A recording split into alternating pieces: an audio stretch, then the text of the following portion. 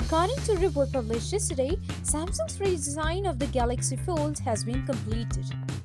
This follows a recent interview with Samsung CEO DJ Ko, in which he asked for a bit more time. No release date is set.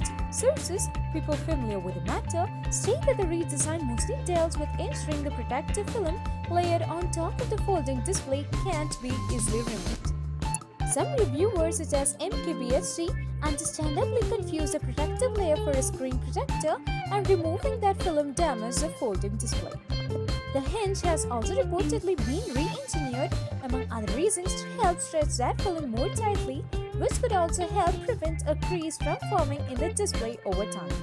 It isn't clear if Samsung has also mitigated the gap around the hinge that was previously present and which could potentially allow dust and debris beneath the display, which previously caused damage in some cases.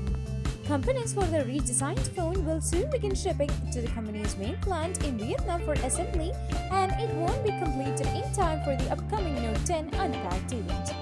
A precise date for the relaunch has not reportedly yet been set, though it should be available by the holiday season. A window like that leaves quite a potential delay and could explain CEO Ko's pleas for additional time.